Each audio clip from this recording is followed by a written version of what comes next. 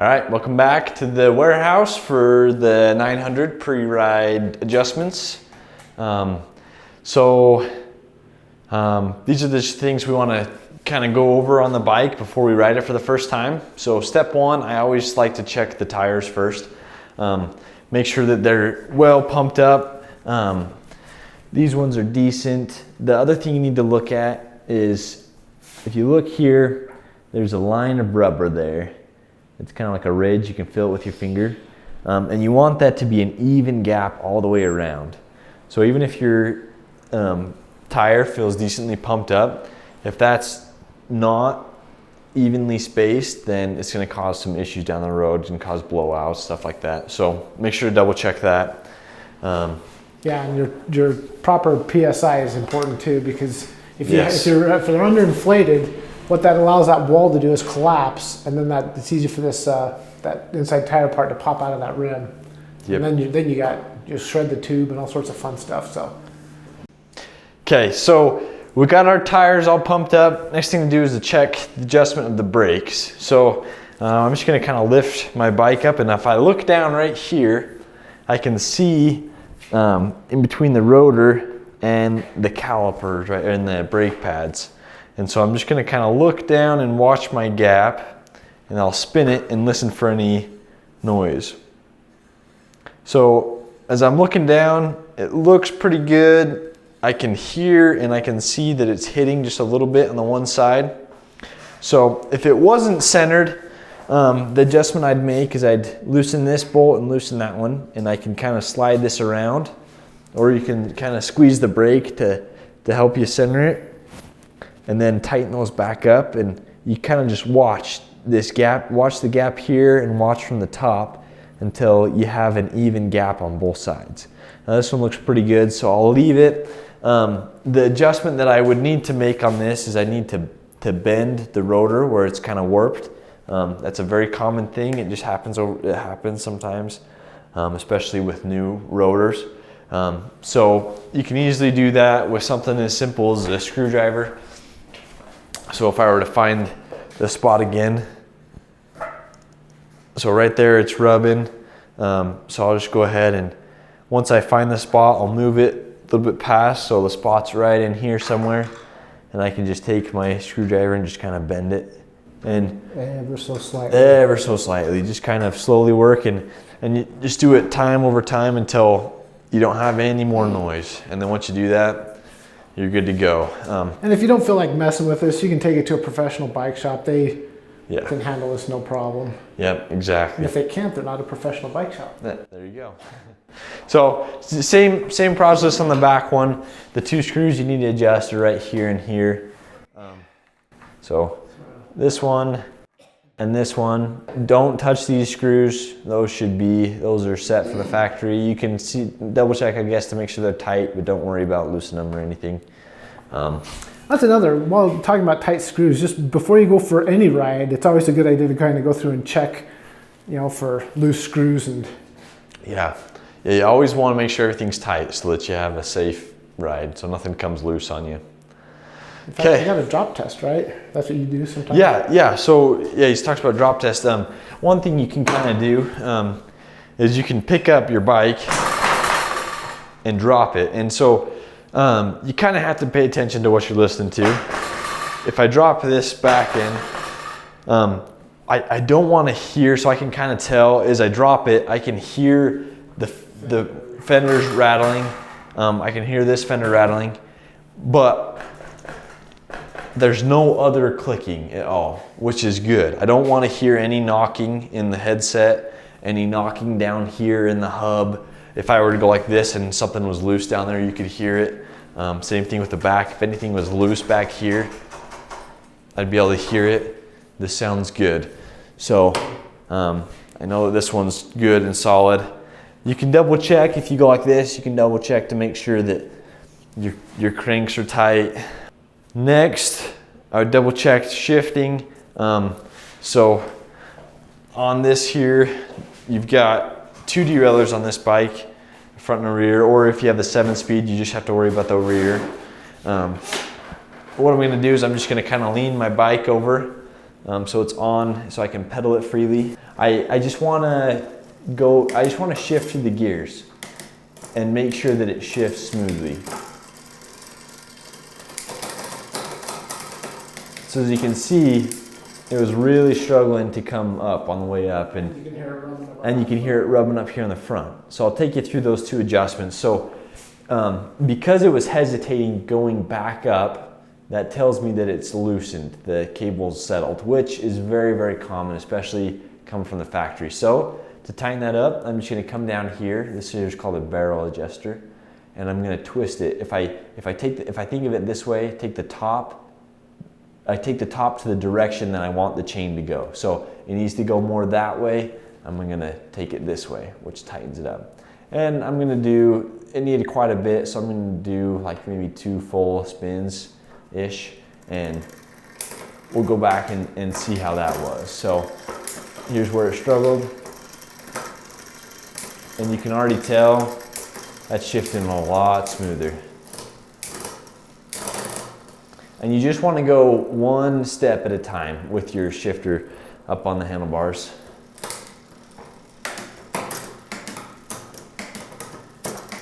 And so by twisting that barrel counterclockwise, you're extending the length of that housing, which makes that cable tighter, right? Exactly. That's pretty dang good. That's about where I want it. Now that I've got the back one adjusted correctly, I come up to the front, and right now it's in this, there's 3 adjustments to make in the front, and right now I've got it in the highest gear in the back, which is the smallest, which means it's the chain is the farthest this way, and so that's why you can tell it's rubbing here.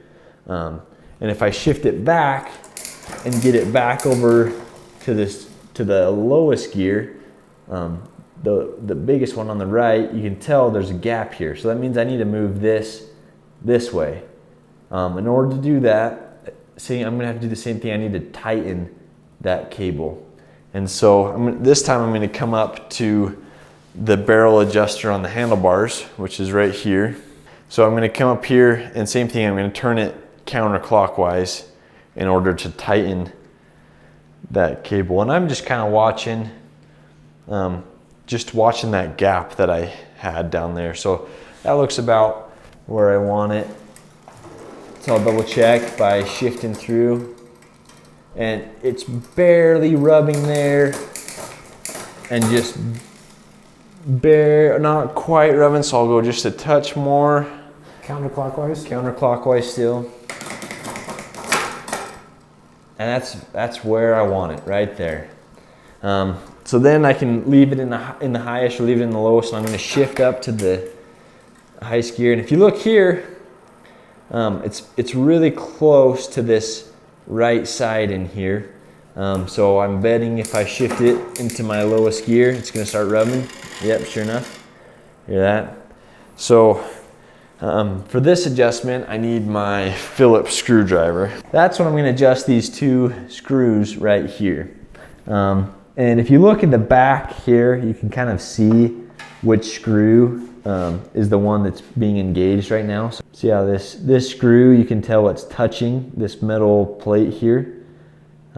So that means that this is the one that I need to adjust in order to adjust this. So these are called the limits. So this is rubbing this inside, which means I need to move it that way. So I need to tighten this screw. So I'll tighten that screw in. Starts to pull that derailleur back, and now if I twist it, it's getting better. Needs to go a little bit more. That might be all she's got, Captain. That might be all she's got. Well, so at that point you adjust the cable, right? Well, so at this point, you're just gonna kind of have to live with it. So it's rubbing pretty good there, but in all honesty, you never really want to cross chain it. So that means you're in the biggest chain ring in here, and the biggest one in the back here. You never want to do that. You want to stay down here. So if I come back down, so now I'm rubbing down here, So I'm gonna loosen that back up. And just get it so that the goal is just to get it so it's as quiet as it can be for as many gears as possible. And for this bike, that's gonna be right about there. That's gonna be about the best I can do. Now I'm gonna shift the front back down to the slowest. And it was kind of hard for it to go down all the way, so that means that I can loosen this screw a little bit and allow it to come down a little more. So if now we're rubbing a little bit, come back up. The unfortunate thing about having the 3 gears in the front is you can never really truly ever get them perfect. Well, and like you said, when it's crossed, from the smallest in the front to the smallest in the back, you really wouldn't ever ride like that, right? I mean. Right, yeah, exactly. So there you go, this one's got it. So kind of what to watch for on this bottom one. When you are in the lowest gear or the biggest one in the back, you want it to be kind of a small gap between this side here and the chain. And the reason is that makes it so that when you shift down, it's less likely to fall off the chain ring that way into the bike. And so that's kind of, so I just kind of loosen this up or tighten this other screw so that it does that. So I tighten this one a little bit, which brings it in a little more. I'm going to loosen it just a touch, so I've got just a little bit of a gap, and that'll be perfect. And then if I were to go back up to the top, I kind of want the opposite. So I want it to be where I don't have very much of a gap here, so that it doesn't fall off the chain ring that way, off the bike. And that's where that, about right there for this bike. So once I got that all set, then that's good for the shifting. I'm ready to put on the battery and start the computer up. To set up the handlebars, what I'm gonna do is go ahead and sit on the bike how you want it.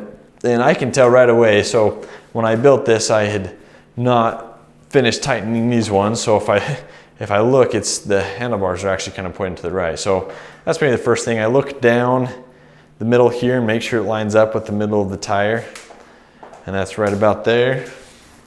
So once I got that, I can tighten to make it so it can't turn anymore.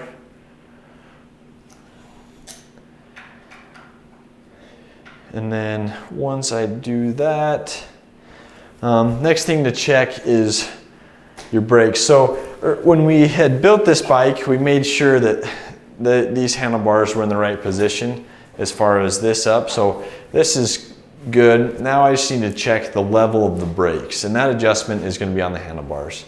And these ones are already actually set up just right. This one's a little bit off of this one, so I'll make that adjustment. But what I want is, if you can see here, I've kind of got almost a straight line going all the way across here. So I don't, if this brake were too high, so say the brake was like up to here, it causes my wrist to be angled down here, which is going to cause numbness and pain. Or if I have the brake down here, it's causing my wrist to kind of angle down that way. That's going to cause me to be unstable, and it's also going to cause numbness and pain. So I want it so where I'm kind of flat through my arm into my wrist, or through my arm into my hand there. And that's where I want my brake. So if I look, and I want them to be the same. So on this side, this is good. On the right side, it's angled just a little bit up. And loosen these things right here. It may vary by bike. Some have, Phillips, some have. Yeah, some have Phillips, some have Allen wrenches. So just whatever your bike has, just loosen it, make that adjustment up or down, tighten it back up, and you're good to go. Yep, and that's a good thing. While you're up here, so the other thing I can adjust this button, make sure that's kind of the level that's comfortable for my hand. Make sure these buttons are nice. And then make sure your computer's where you want it. Tighten those 2 bolts also. And then you should be good on your cockpit, your handlebars there. Okay, let's throw this battery on and go ahead and introduce the battery, Wyatt. Introduce the battery. You've got, on this side, got my key port. What that does is when I stick my key in it and turn it, that pushes out this little pin, and that's gonna go right on this hole here in the bike and lock it on so that nobody can slide the battery off if you have this locked on. The other thing I've got, this is a little USB plug. That's just for like charging devices. On this other side, I've got the on-off switch for the battery and the charge port. So there's a charge port there. So if I flip the battery on and I go to this side, this is the last button. This button allows me to see the charge level. So I push that. It's kind of hard because your finger actually blocks the view, but if you kind of come up from underneath, you can see all those lights are lit up. And the red light, people always freak out about the red light. And like, no, the red light is always on. That's the last one to go off. So the power, this is full power, and then as it goes down, you get to the red light. When you get just to the red light, your battery's almost dead. So if you turn it on and you see the red light, don't freak out. That's normal. That's the way it should be. So yeah. Okay, so now I'm ready to install on the bike. I've got these 4 tabs here, and I'm just gonna line them up with these slots on the bike. So you line up above, and it kind of just slides right in. Give it a nice solid shove down, and you can feel it kind of. A good way to make, you want to grab those keys, Wyatt. A good way to make sure that it's set is to do the key test. So you put the key in, and if you can, maybe, there you go. And if it locks. So that one locked, that one turned all the way around nice, and so. Yeah, so you should be set. That one's good. So with the battery on, you're ready to fire up the computer. Yeah, and now one thing some people get confused at, my battery, the switch on my battery is flipped to on. And if I push this power button on the battery, you can tell the screen doesn't come on the bike. That's because in order to turn the bike on, you need to press and hold this middle M button here. So if I push and hold that, my screen comes on, you're good to go. To adjust your pedal assist mode, that's the pass, that's your pedal assist mode. So 0 is none, then 1 is eco, then standard, and power, and then power boost, I guess. Yeah, so when you get to 5, that's the max on this computer, unless you go in and change the settings. So yeah, there's lots of videos out there on this particular, the S900 computer for e-bikes. If you have questions, feel free to give us a call. We're happy to help out, but there's lots of videos on YouTube that walk you through how to program that. When we get some more time, we'll probably do a video that walks you through all the settings and stuff as well. But that's just to get you up and running, get you ready for your first ride. So you got the bike put together, everything's nice and tight and sturdy, and you're looking good with your bike. You ready to go hit the trails? Ready to hit the trails, yeah.